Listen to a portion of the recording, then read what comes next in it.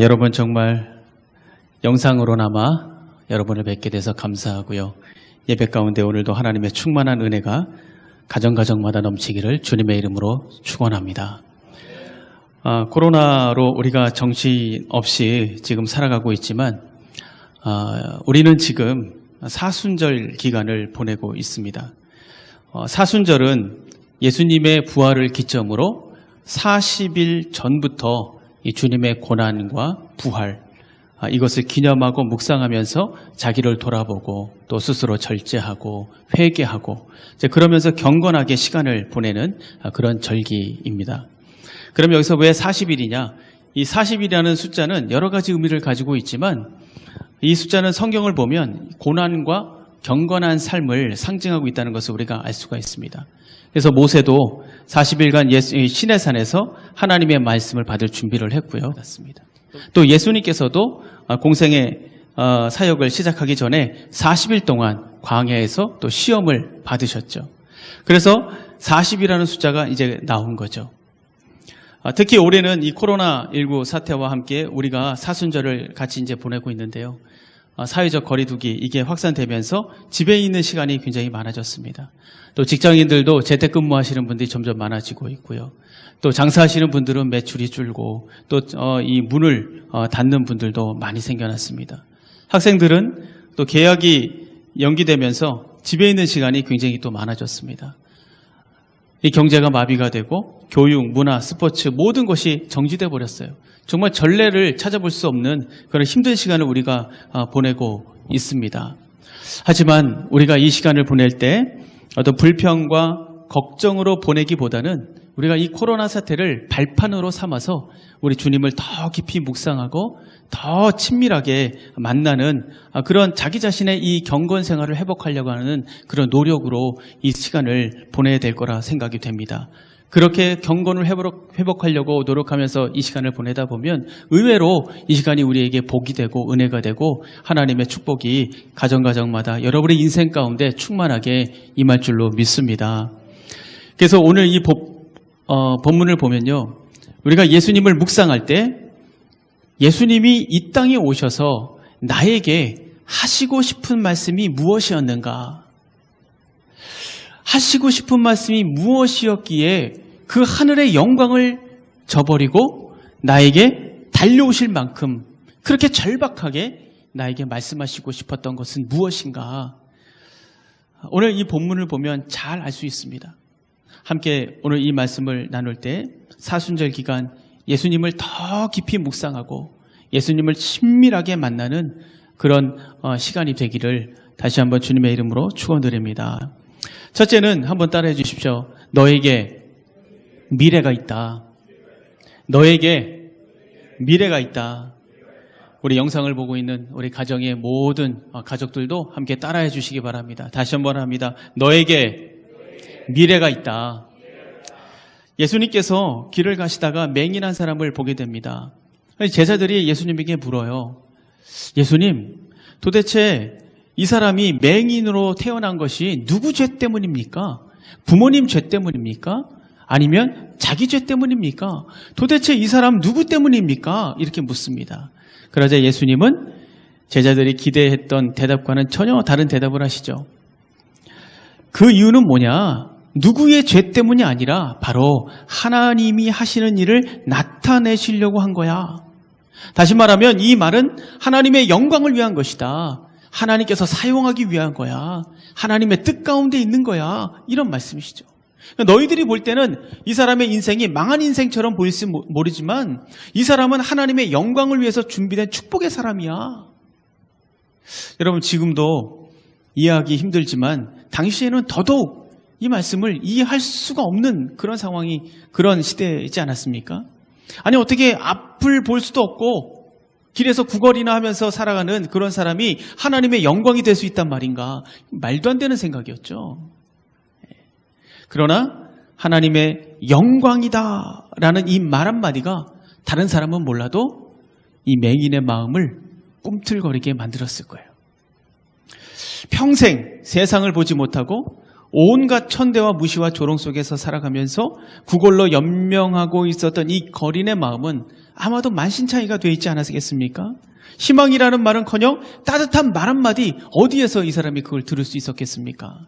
그 당시에 이 유대주의가 만든 사회적 분위기가 바로 이런 거였죠. 이 사람이 율법적으로 저주받은 사람이에요. 사회적으로는 이 사람은 버림받은 사람입니다. 정치적으로는 그냥 방치된 사람이에요. 조롱의 대상입니다. 그런데 그런 상황 속에서 예수님의 말을 들었을 때 이 사람의 기분이 어땠겠습니까? 평생 들어보지 못한 말이죠. 감히 상상조차도 못할 그런 말 아니겠습니까? 하나님의 영광이다? 이거는 뭐 생각도 못할 말이죠. 어둠으로 가득했던 마음이 꿈틀대기 시작했을 거예요. 그리고 감격했을 겁니다. 어둠으로 가득한 그 마음 가운데 한 줄기 빛이 보이기 시작한 거죠. 사람은 자기를 정의하거나 자신의 미래를 예측하고 추측할 때 과거와 현재를 기반으로 해서 생각을 합니다. 그러니까 보이는 것을 기반으로 해서 생각을 하고 추측을 하죠. 그래서 이것은 우리가 뭐 잘못된 생각을 가져서가 아니고 이것이 인간의 최선이죠. 왜? 그거밖에 모르니까. 그럴 수밖에 없는 우리의 한계죠. 알지 못하니까. 그러나 우리는 그것이 다가 아니라는 것을 알아야 됩니다. 내 추측이 다가 아니라는 것을 알아야 돼요. 내 추측과 나의 경험과 내 모든 것들이 그것이 마치 진리이고 그것이 사실인 것처럼 우리가 착각하지 않습니까? 절대 아닙니다. 인간의 생각이 거기까지라고 해서 정말 거기서 끝나냐? 아닙니다. 인간의 생각이 거기까지인 것이지 사실이 거기까지인 것은 아닙니다. 사실은 그렇지 않습니다. 맹인의 이 과거와 지금 보이는 그 모습만 놓고 본다면 이 맹인에게는 정말 소망이 없죠. 이 맹인은 앞으로 계속해서 길거리에 나가서 구걸하면서 그렇게 살 거예요. 그렇게 살 수밖에 없습니다. 이게 제자들의 논리고 인간의 논리고 세상의 논리 아니겠습니까? 그러나 그것은 인간의 한계를 말하는 것일 뿐이지 사실은 아닙니다. 그 속에 한 영혼을 향한 하나님의 생각, 하나님의 방법, 하나님의 계획이 하나도 없어요. 하나도. 그 생각에는 그게 없는 거예요. 예수님은 이 맹인을 어떻게 판단하십니까? 과거를 가지고 판단하지 않아요. 현재의 모습을 가지고 판단하지 않습니다. 예수님은 우리가 보지 못하지만 원래 우리 안에 있는 것을 보시면서 미래를 판단하시는 거예요. 다시 말하면 숨겨진 것을 보시는 겁니다. 우리가 놓친 것을 예수님은 보는 거예요. 우리가 잃어버린 것을 예수님을 보는 겁니다.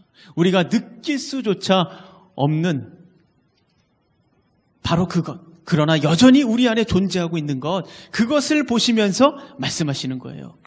이것이 바로 우리와 다른 것이죠. 그래서 3절을 보세요. 예수께서 대답하시되 이 사람이나 부모의 죄로 인한 것이 아니라 그에게서 하나님이 하시는 일을 나타내고자 하심이라. 예수님께서 보시기에 맹인의 미래는 하나님의 영광이었고 하나님의 능력이었습니다. 이것은 없던 것이 생겨난 게 아니에요. 원래 그런 목적으로 창조된 존귀한 존재라는 것을 말씀하시는 겁니다. 그래서 이 사람이 지금은 비록 맹인이고 구걸하는 사람이지만 이 사람에게 소망이 있다. 기회가 있다. 또 축복이 있다. 지금도 하나님의 영광이라는 거예요. 이게 바로 예수님의 생각이었습니다. 왜요? 우리가 보지 못하는 것을 예수님은 보고 있었단 말이죠. 사람들은 생각합니다. 어떻게 생각합니까? 율법적으로, 사회적으로, 정치적으로 이 맹인은 아무 쓸데없어. 저주받은 사람이다. 미래가 있을 수 없다. 단정해버립니다. 그 이상을 생각하지 않습니다. 볼 수도 없는 거죠. 자신의 인생은, 이 사람도 마찬가지죠. 이 맹인도 마찬가지예요. 자신의 인생은 저주받은 인생이고 또 끝난 인생이다. 그래서 자신에 대해서 기대할 것이 없는 거예요. 기대조차 하지 않는 거죠. 그러나 이 맹인이 예수님을 만났을 때 예수님은 모두가 포기해버린 이 맹인 안에서 숨겨져 있던 놀라운 미래를 끄집어내십니다.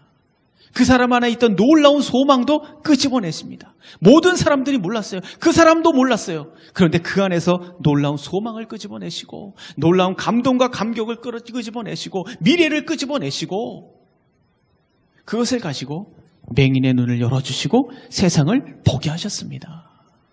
여러분, 우리는 우리 안에 뭐가 있는지 모릅니다. 타락한 우리는 알 수가 없어요. 어둠으로 가득한 우리는 볼 수도 없습니다.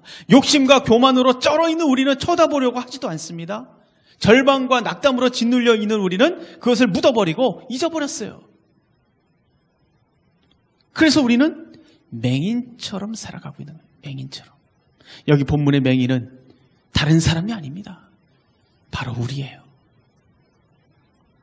보이지 않기 때문에 두려워합니다. 보이지 않기 때문에 낙담하고 포기합니다.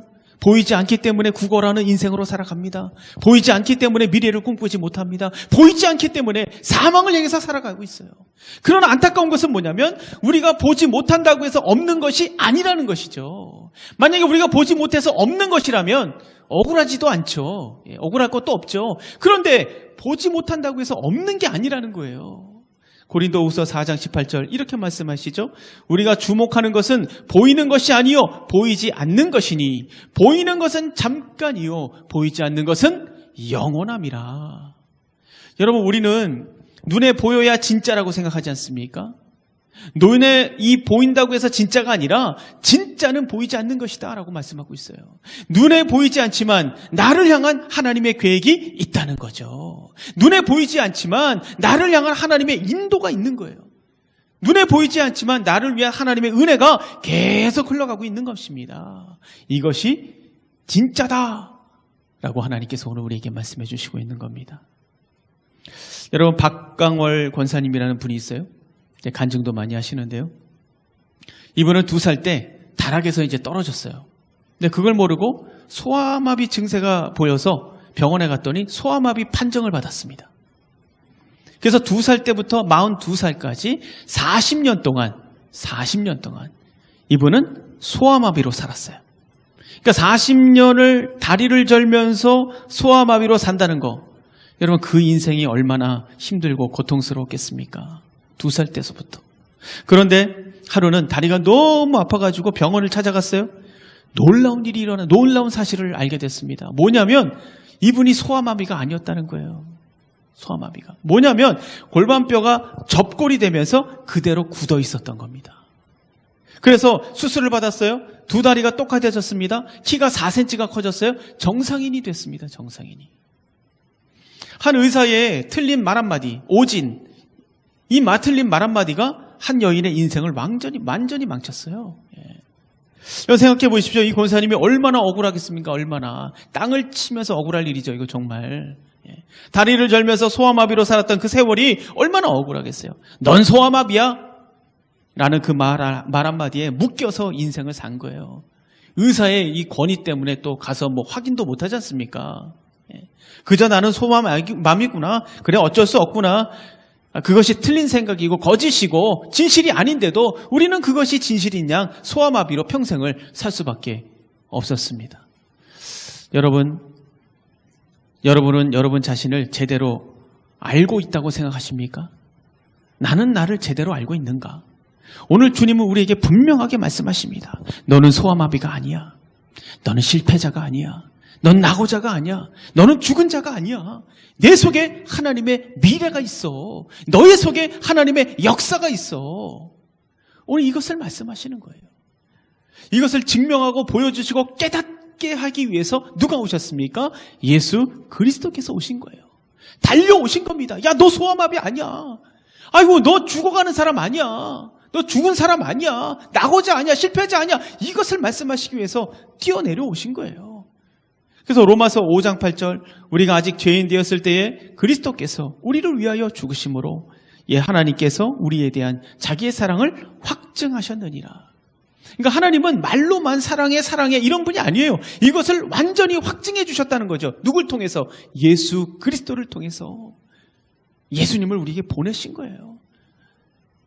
이것을 통해서 증명해 주셨다. 그러니까 5절 말씀에 예수님은 자기를 뭐라고 얘기하십니까? 세상의 빛이다 라고 말하고 있습니다. 세상의 빛이다. 빛이 있으면 볼 수 있어요. 빛이 있으면 알 수 있습니다. 그래서 예수님은 맹인을 통해서 우리에게 강력하게 말씀하시는 거예요. 그럼에도 불구하고 힘들고 어렵고 괴롭고 낭망했냐? 그럼에도 불구하고 너에게 미래가 있다. 너 소아마비 아니야. 너 실패자 아니야.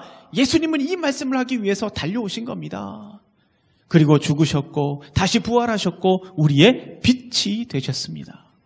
그 빛으로 우리 자신을 비춰볼 때 나에게 미래가 있는 것을 우리 볼 수 있어요. 그 빛으로 볼 때 나에게 하나님의 계획이 있다는 것을 알 수 있습니다. 나에게 영원한 생명이 있다는 것도 볼 수 있습니다. 여러분 예수님께서 나를 향해 말씀하시는 이 말씀을 믿음으로 확신하실 때 여러분의 눈이 열리고 여러분의 미래가 열리고 또 길이 열리는, 또 맡겼던 것들이 풀어지는 하나님의 놀라운 은혜가 여러분의 삶 가운데, 인생 가운데 충만히 넘치나기를 주님의 이름으로 축원드립니다. 두 번째는 한번 따라해 주십시오. 너는 하나님의 영광이야. 여러분, 우리가 볼 때 예수님께서 이 맹인을 치료하는 과정을 보면 좀 이상합니다. 땅에 침을 뱉어서 그것을 진흙을 이겨서 이 맹인의 눈에 이렇게 바르지 않습니까? 그리고 그것도 모자라서 실로암 가서 씻고 와라 이렇게 얘기하십니다. 어떻게 보면 뭐 이렇게 장난치는 것 같기도 하고, 어떻게 보면 뭐 아주 뭐 굉장한 무슨 의식이 있는 것 같기도 하고, 여러 가지 의미가 있는 것 같습니다. 아무튼 뭔가 이해가 되지 않아요? 물론 여기는 많은 이 학설들이 있어요. 당시에는 이 침이 병 고치는 수단이었기 때문에 그렇게 한 것이다, 뭐 이런 얘기도 있고, 어떤 분들은 진흙을 사용하신 것은 사람을 진흙으로 만들었기 때문에 새창조를 의미하시는 것이다, 뭐 이런 이야기들도 있습니다. 등등 많은 추측과 의견들이 있어요. 그러나 여기서 분명한 거 한 가지는 뭐냐면, 이런 행위를 통해서 예수님께서 보고 싶었던 것이 있었다는 거죠. 보고 싶었던 거. 그게 뭡니까? 바로 이 맹인의 순종이었습니다. 순종은 믿어야 할 수 있어요. 믿는다면 순종할 수 있는 것이고, 순종하고 있다면 믿고 있다고 말할 수 있는 겁니다. 그래서 예수님은 좀 전에 이 사람이 맹인으로 태어난 것은 하나님의 영광을 위한 일이다, 하나님의 일을 나타내기 위한 것이다 라고 말씀하셨습니다. 이 맹인이 이 예수님의 말씀을 믿었다면 예수님께서 말씀하시는 그 어떤 것도 순종할 수 있습니다. 하지만 순종은 생각보다 쉽지 않죠. 왜냐하면 순종하기 위해서는 우선 자기 생각, 자기 방법, 자기 뜻, 이걸 내려놔야 됩니다. 그리고 자기의 의지를 하나님의 의지에 굴복을 시켜야 돼요. 굴복을. 나는 구걸이나 하면서 살겠지, 이런 생각을 내려놓고 너는 하나님의 영광이야 라는 말씀 앞에 자기를 굴복시켜야 됩니다. 나는 구걸이나 하면서 살 거야, 이 생각을 너는 영광이야 라는 것에 굴복시켜야 된다는 거죠. 이게 쉽지 않습니다. 이 맹인이 눈에 진흙을 바르고 실로암으로 달려가는 모습을 한번 상상해 보세요. 정말 우스운 꼴이 아니겠습니까? 사람들이 보고 뭐라고 했겠어요? 다들 비웃었을 거예요. 무시했을 겁니다. 별별 조롱을 다 했겠죠. 아니, 눈 멀더니 뭐 어떻게 된 거 아니야? 계속 그러면서 살더니만 정신까지 이상해진 거 아니야? 이러면서 뭐 별별 이상한 소리를 다 하지 않았겠습니까? 그러나 이 맹인은 아랑곳하지 않고 달려갑니다. 누가 뭐래도 이 실로암을 찾아서 달려갑니다. 왜요? 믿기 때문에 순종한 거예요. 믿기 때문에. 그리고 순종 때문에 기적을 보게 되죠. 이 맹인은 실로암으로 가면서 예수님의 그 한마디를 생각했을 거예요. 너를 통해 하나님의 일이 나타날 것이다. 너를 통해 하나님의 영광이 나타날 것이다. 너를 통해 하나님께서 이 위대한 일을 하실 거야. 이것을 되뇌이면서 달려가지 않았겠습니까? 주님은 오늘 우리에게 말씀하십니다. 돈이 없어서 초라하다고? 아니야. 너는 하나님의 영광이 될 거야. 병들어서 아무것도 할 수 없다고? 아니야. 넌 하나님의 영광이야. 실패해서 모든 것이 끝났다고? 아니야. 넌 하나님의 영광이 될 거야. 고난 속에 있다고? 그래서 끝이 보이지 않는다고? 아니야. 넌 하나님의 영광이 될 거야. 아픔과 상처와 수치 때문에 죽고 싶다고? 아니야. 넌 하나님의 영광이야. 여러분, 이것은 어떤 격려나 덕담이 아니에요. 이것은 약속이고 계시고 진리입니다. 세상의 빛이 되신 주님께서 우리에게 약속하시는 말씀이에요. 그 빛이 여러분을 덮고 있는 이 어두움을 깨뜨릴 줄로 믿습니다. 우리 주님께서 이 땅에 오신 이유가 바로 이거예요. 그러니까 자기 멋대로 자기가 왕이 돼서 인생을 함부로 평가하고 판단하고 결정하지 말라는 거죠. 너의 아픔과 고통과 치부와 고난, 이것은 하나님의 영광이 될 것이다. 이것을 통해서 하나님의 일이 드러날 것이다. 하나님의 영광이 되게 할 거야 라고 말씀하시는 이 생각 앞에 우리를 순종시켜라 이거예요. 순종. 사랑하는 성도 여러분, 여러분의 삶을 통해서 하나님의 영광이 나타날 것을 믿으십니까? 확실하게 믿으십니까? 여러분을 통해서 하나님의 역사가 나타날 것을 믿으십니까? 하나님께서 그 일을 위해서 지금도 땀 흘리고 수고하고 치열하게 일하고 계신다는 것을 여러분 믿으십니까? 여러분 그렇다면 이제 이 맹인처럼 우리 인생 속에 있는 이 실패, 후회, 수치, 아픔, 고난, 원망, 절망 이것이 가득할지라도 이제 소망을 갖고 우리는 달려가야 되는 겁니다. 우리가 달려갈 때 비웃는 소리가 들릴 수 있어요. 무시하는 소리가 들릴 수 있습니다. 조롱하는 소리가 들릴 수 있습니다. 상처되는 소리도 들릴 수 있어요. 그러나 우리는 멈출 수 없습니다. 왜요? 왜 멈출 수 없습니까? 내가 하나님의 영광이 될 거라는 믿음, 이 믿음이 내 안에 있기 때문에 그렇습니다. 이 맹인이 끝없이 달려갈 수 있었던 이유, 많은 소리를 제쳐두고 달려갈 수 있었던 이유, 하나님의 영광이 될 거야. 이 믿음이 가슴속에 살아있었기 때문에 그래요. 우리도 마찬가지입니다. 내 안에 이 믿음이 살아있으면 달려갈 수 있습니다. 달려갈 수 있습니다. 주님은 오늘 우리에게 말씀하십니다. 너가 하나님의 영광이 될 것이다. 이 믿음이 여러분 안에 가득하기를 바랍니다. 자신의 처지와 상황을 여러분 비웃지 마세요. 경제적으로 좀 힘들다고 주눅 들지 마세요.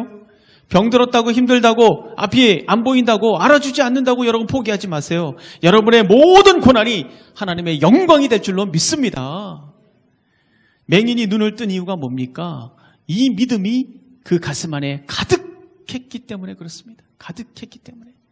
처음 들어보는 그 감격스러운 그 말 한마디가 그 가슴 속에서 살아있었기 때문에, 가득했기 때문에 눈을 뜬 거 아니겠습니까?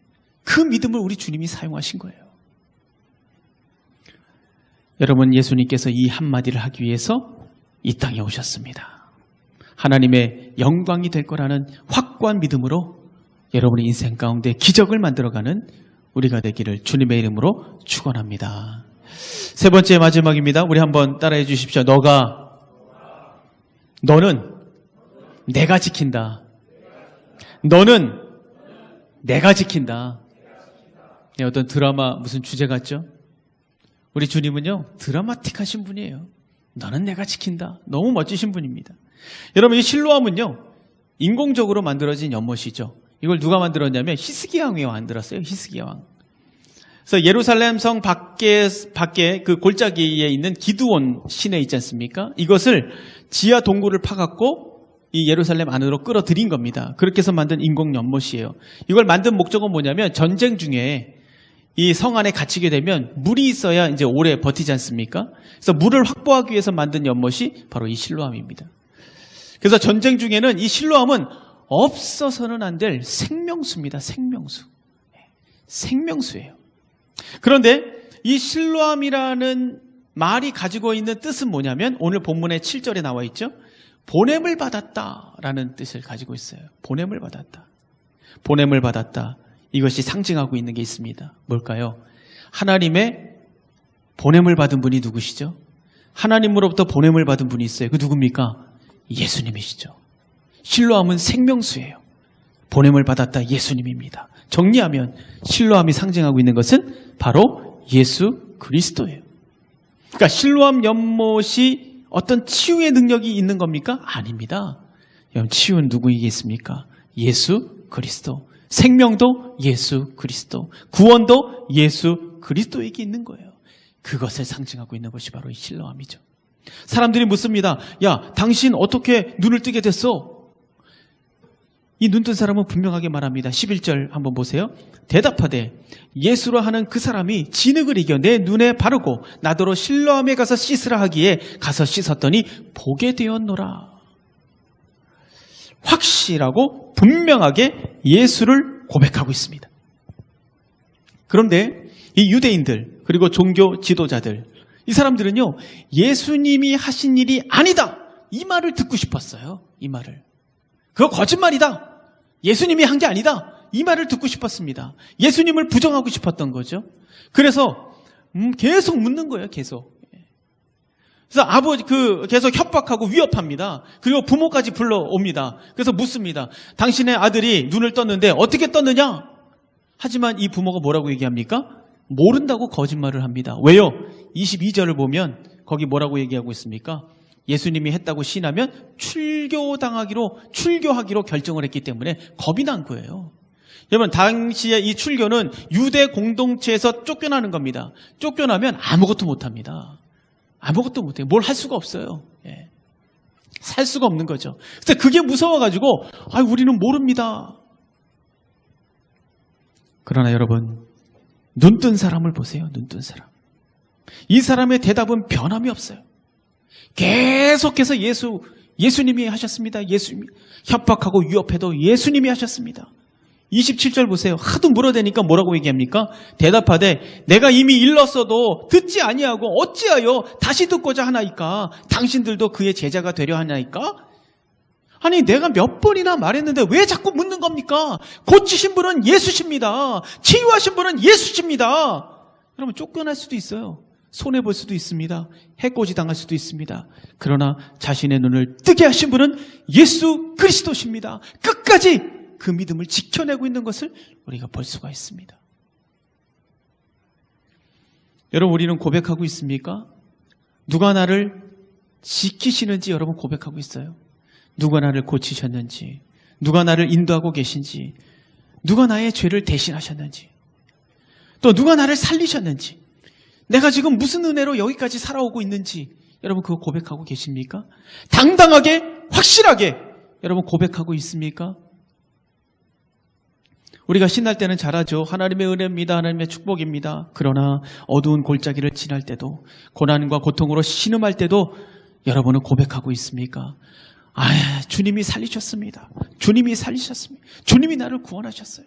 주님 때문에 내가 살아났습니다. 고치셨습니다. 지키셨습니다. 그 때문에 앞으로도 계속해서 변함없이 나와 함께 하시고 나를 지키실 거예요. 나를 인도하실 겁니다. 변함없이 나와 함께 하실 거예요. 이 믿음이 여러분 안에 있습니까?